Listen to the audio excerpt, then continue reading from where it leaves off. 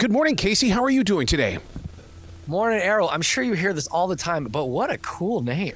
That name was actually created in Lewistown, Montana. My wife was looking for a character in a book that she was writing, and I thought, okay, when I go back to Billings in radio, then I'll take that name Arrow with me, and so I've carried it with me since then. Very good. Didn't realize there was a Montana connection. My brother's out in Big Sky. He's been out there. Really? Oh my God, that's gorgeous country out there. Yeah, he went to University of Montana and then ended up staying. And he's been there for almost 20 years at this point. Oh, those are real mountains out there. I mean, you can sit there at the bottom of those things and say, I ain't going up to the top of that thing. That's too high for me. Yeah, it's always a treat visiting, flying out from New York and seeing how the other half lives out there. Yeah. Hey, congratulations on this brand new book. And it comes out at such an incredible time because inside my heart, I wanted to say, billions of dollars are spent on elections every single election year. But these lobbyists don't have to run for office. They just do what they do. They sell spots off the leopard. Well, that's exactly right. And thank you so much for the kind words. I mean, these lobbyists are, the foreign lobbyists that I write about, right? This industry is now making billions of dollars. So they're bringing in billions themselves, but of course they're not the ones running for office. What they're doing is opening the doors to foreign regimes, to those American officials, to those members of Congress, and to the White House itself. Again, all on behalf of the world's worst dictatorships, the Russias, the Chinas, the Irans, the Venezuelas of the world, and doing it out of sight, doing it for most Americans out of mind, and doing it in ways that affect American policy and, of course, all of us at the end of the day, whether it's things like economic aid or military aid or even things that are more specific to certain countries.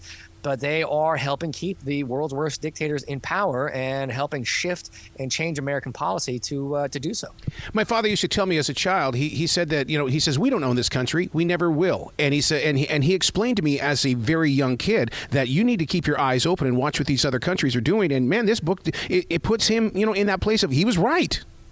Yeah, he absolutely was. I think this has been one of the more fascinating elements of writing this book because, again, it's a book about the foreign lobbying industry, what it is, what impact it has on the rest of us. Of course, there are a couple main characters and there's some narrative to the book. But one of the most fascinating elements of this is that this industry, it didn't come out of nowhere. It didn't just show up one day a couple years ago. You can go back decades, in some cases even centuries, to look at how foreign regimes, foreign governments are trying to affect American elections, American policy, right? It wasn't just the Russians in 2016. You can go back decades and centuries to look at other countries doing the same thing.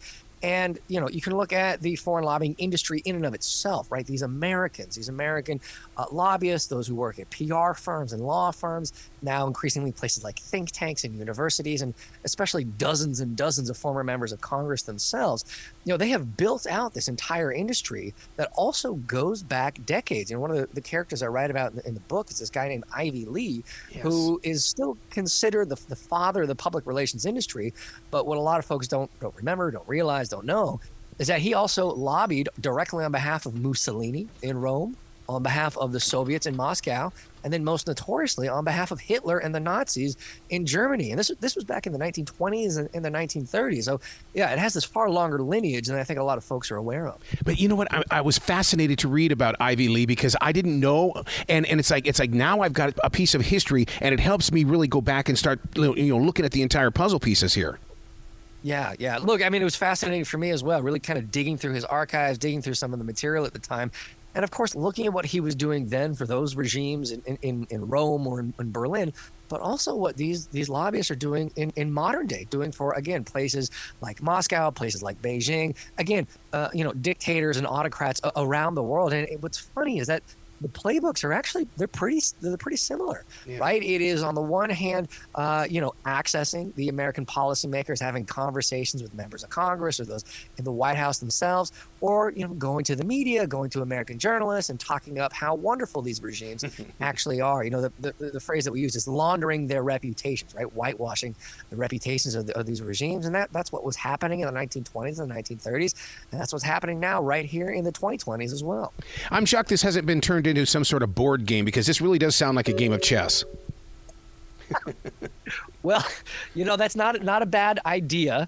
I was going to say, one of my editors, she asked me, she wanted to make sure I'm not writing the playbook for how these lobbyists can actually go about their day-to-day business, whether it's laundering the reputations or, as I've written about previously, laundering the money itself. And I said, look, they don't need my help for a playbook. These networks and these systems are wide open for them, and unfortunately, they know exactly what they're doing. So did you say laundering money? Because, I mean, that seems to be the big talk on the retail front. We have to really keep our eyes open for people who are potentially laundering their money. Yeah, absolutely. That was the subject of my first book, which came out a few years ago, called American Kleptocracy. These books are very much kind of complements of one another. The new one, Foreign Agents, which is out on Tuesday, August 27th, that looks at the foreign lobbying industry, how these lobbyists help keep these regimes in power. That first book was about how these regimes use the American economy to launder their money, not just the traditional kind of offshore havens of Panama or the Caribbean or places in the Mediterranean, South Pacific, but how they use places in the United States, even places folks don't think of, like Delaware or like Wyoming or Nevada, to set up the shell companies, use anonymous real estate purchases, use anonymous investments, so on and so forth, because these are really two sides of the same coin. The more they can use these lobbyists to remain in power, the more they can then use that power to steal money from the populations, from the health budget, education budget, whatever it is, and launder that money, especially in places like the United States of America. So if you pull back, it's really kind of one big sordid system of remaining in power as long as these regimes can, so they can loot and launder as much money as they possibly can. So those gold bricks that Bob Menendez has, is that a form of laundering?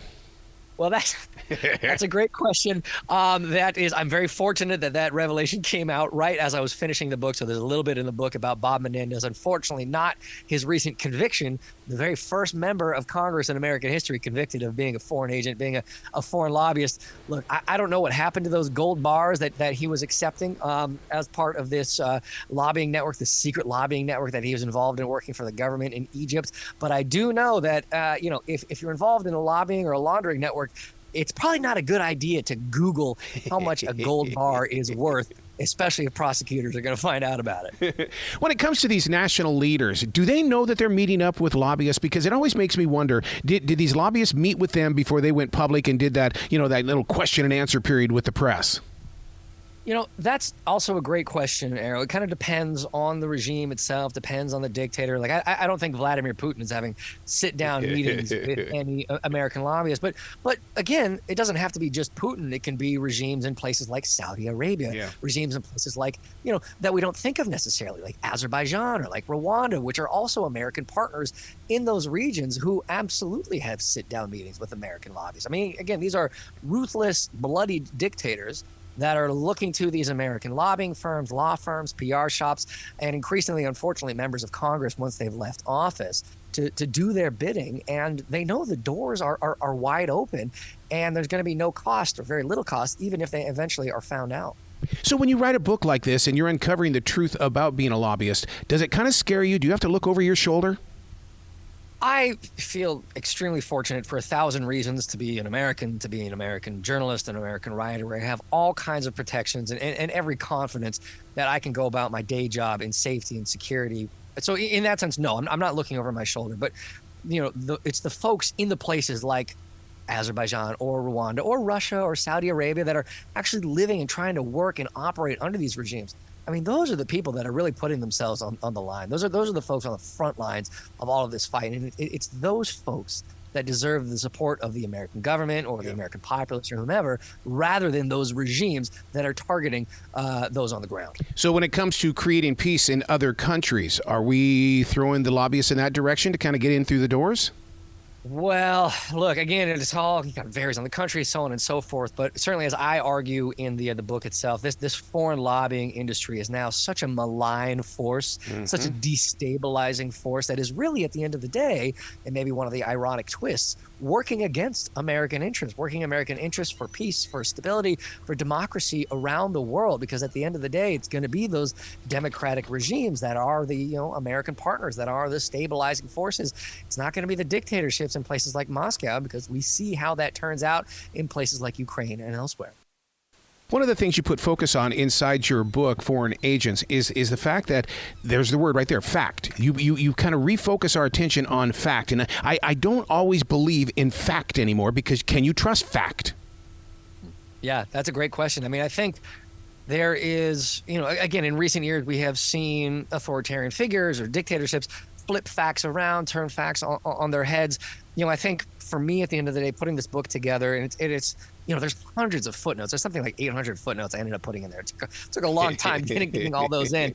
But I would like to think that, if nothing else, that speaks for itself, because it is the original documentation. It is the federal filings and the revelations from other journalists and elsewhere that really helped me put this story together about what these foreign lobbyists are doing, who they're doing it for, how much money they are making, and of course what effect they're having on us at the end of the day. Because in a certain sense, the numbers themselves don't lie, and the numbers point to an industry that is worth billions of dollars and working at the behest of all the worst regimes around the planet. In a very creative way, you're kind of like removing the curtain so we can see the wizard behind that curtain, because I didn't know what a master repairer was, or even if this position even worked. I mean, it's like, this is such a cool thing. Someone has to go in there and repair the path. It is. Again, I feel very fortunate to have been, the person who wrote this book. It was kind of a confluence of things for why this book ended up coming out now. But again, the industry itself, it has been around for decades. And so in a certain sense, I'm surprised, maybe disappointed, whatever it might be, that folks weren't paying more attention to it beforehand. But I also kind of understand why that wasn't the case necessarily, because, up until very recently, we hadn't seen scandal after scandal of either a former or current presidents opening their doors to foreign lobbyists, sometimes directly members of their family, or of course figures like Bob Menendez, one of the highest rankings members of the Senate, convicted, acting as a foreign agent. We just never seen anything like that in American history. So in a certain way, the timing for this book couldn't be better, but I do kind of wish that wasn't the case. Well, let's talk about Paul Manafort then. I mean, we're talking about a man whose name is all over those headlines. Yeah. Manafort, for folks who might remember, he was Donald Trump's 2016 campaign manager. And but what a lot of folks, I think, maybe have forgotten at this point is he didn't just kind of emerge out of nowhere. Right. He goes all the way back to the 1970s, 1980s, creating the domestic lobbying industry in the United States of America in and of itself, and then takes his talents abroad and really kind of creates or recreates the foreign lobbying industry as it currently is. And he works with dictators in Nigeria, in Somalia, in Democratic Republic of Congo, in Philippines, over and over. And again, maybe most notoriously, he ends up in Ukraine working for a range of pro-Russian figures. That blows up in his face with the Ukrainian Revolution 10 years ago. Then he kind of tucks tail, comes back to the United States, and then he gets a call from Donald Trump, who's looking for a campaign manager. And the rest, they say, is history. But the reason I focus so much on Manafort in the book itself is not just because of his history and his role in creating this industry, but because when it all ended up blowing up in his face in the late 2010s, he was investigated, he ended up jailed. That is really when a lot of Americans realized, oh, these foreign lobbyists aren't some kind of just, backroom background matter that we don't have to pay attention to. They're a very real threat to American democracy writ large. So these lobbyists, do they go into it blindly? In other words, do they know that they're a lobbyist? Because I know a lot of radio salespeople that are very good at convincing others. They, I think, at the end of the day, realize what they are doing. They know who they are doing it for. I don't think I have any case studies in there of folks who don't know who they are working for, what regimes they are working for at the end of the day. But what certainly I have seen in my own life, in my own experiences, and certainly what I report on in the book itself, is that these lobbyists don't always disclose to the legislators or to the other Americans that they are actually lobbying, that these people are lobbyists at the end of the day. The most I guess memorable case study for this was when the country of Azerbaijan, which is it's a decades-long dictatorship, it ended up flying a dozen members of Congress over to Azerbaijan. It was the biggest congressional junket that the region had ever seen. And, all the members of Congress, they're wined and dined. They have these lavish dinners. They have crystal tea sets, $1,000 rugs, so on. This whole litany of gifts they receive, including, as memory serves, a DVD of how great the country's dictator actually is. But what they didn't realize at the time is that the group that was funding it, they thought it was just some nonprofit trying to improve relations between the U.S. and Azerbaijan. They didn't realize that nonprofit was basically fake. And it was the government in Azerbaijan that was secretly funding their trip over there, paying for absolutely everything. And of course, at the end of the day, trying to get these members of Congress on the side of of the regime in Azerbaijan. We only know about this because of investigations that came out afterward. But the funny little coda to that story, and again, these legislators didn't know they were working with these lobbyists. They didn't realize it was a state-funded trip. what was funny about that story, though, Arrow, is that I was actually, as a journalist on my own, I was invited on that trip by one lobbyist who said, we would love to fly you over. We'll put you up. It's going to be great. You're going to love it. The only thing we ask is you just don't write anything negative about our country, about our country. And I said, look, thanks, but no thanks. And, I guess I regret not going because it sounds like it was the trip of a lifetime. But, hey, it made for good fodder for a book. Oh, my God. I've been in those situations, not in other countries, but where people say, hey, I know you like speaking the truth, but this time around, we kind of need you to bend our direction. And it's like, what's going on here? And I mean, and all of a sudden, when you start feeling that in your heart, what's your reaction? Yeah. Look, everyone has to make their own decision. At the end of the day, in those situations themselves. I think, Errol, you made a point just now that it wasn't necessarily foreign governments or foreign regimes that are coming to you and asking you to make that decision on your own. And I think one of the clear revelations on my end is that, again, this foreign lobbying industry, it didn't just emerge out of nowhere, and it didn't even really emerge because foreign dictators are coming to Americans and saying, we would like to set up a lobbying firm or set up a PR firm or a law firm and do our bidding. This industry really grew out of the domestic context, the domestic lobbying industry itself, and it's folks like Paul Manafort and others in his orbit who realized, okay, we've succeeded in the United States of America, and this is late 20th century, 1980s, 1990s. They realized they've succeeded in America, but oh my goodness, there are so many other potential clients abroad, and oh, by the way, there are these foreign governments who have bottomless mounds of money that they are willing to throw at these lobbyists, which is, again, how it ended up growing into this multi-billion-dollar industry now that, everyone, it seems like, has taken full advantage of. So how do you tell the difference between a lobbyist and somebody who's spreading propaganda? Well, that's a great question. Increasingly, we have seen the line between that blurred. One of the key questions for me on my end writing this book, but also for some of those that are, prosecuting these cases or, other lawyers that are focused on this, is that at the end of the day, lobbying in the United States of America, that's a constitutionally protected right. It's right there in the First Amendment, which, again, I think a lot of folks overlook, right there next to freedom of the press, freedom of religion, freedom of speech. You have the freedom to petition the government for redress of grievances, which is just kind of an old-timey way now of saying going to your legislator, going to lawmakers, and lobbying on behalf of whatever the cause might be, right? Whether that's environmental reform or infrastructure investment or healthcare reform, all these domestic considerations. You, me, other Americans, we have the constitutional protections to do this. We can do this perfectly freely and legally. So the question then becomes, okay, where do you draw the line about the illegality of this? Where does it become a crime for foreign lobbyists, those who are not advocating for, again, American domestic reforms, but are advocating for how wonderful Putin is or how wonderful Xi Jinping is or, whatever it might be? Where is the crime? And so it's kind of an ever-evolving space, but one of the crux of the issues right here is, okay, we can't ban lobbying, but we can provide transparency. We can require these lobbyists to disclose what they are doing, who they're doing it for, and how much money they're making at the end of the day, which is what has happened, which is why folks can go on things like the Department of Justice website and look through all of these filings. And again, this is one thing I recommend folks and listeners, and frankly, anyone with a computer do, is just Google, Department of Justice Foreign Agents Registration Act database. That's the main database. It has all the filings right there. Folks can go take a look at what these firms are doing, what these regimes are doing, and maybe even what their local lawmakers are doing as well. What doors are actually being opened. See, what I love about this book is it creates conversation in the way that Johnny Joe Blow average does not know anything about this. But when they pick up your book and they get into it, now they're going to take it to their friends and they're going to say, did you know? No, I did not. Go, you're not going to believe this.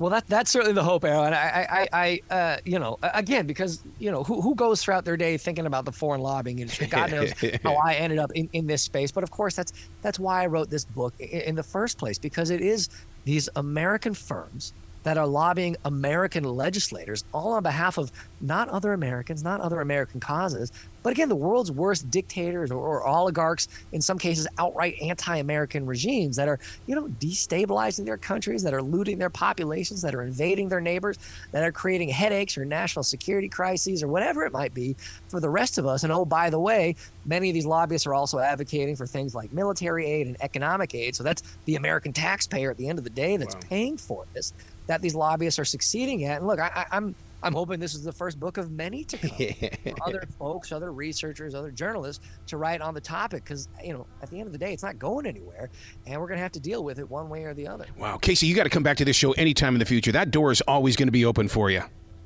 Thanks so much, Arrow. Well, you be brilliant today, okay? Thanks, Arrow. I appreciate it. That was great.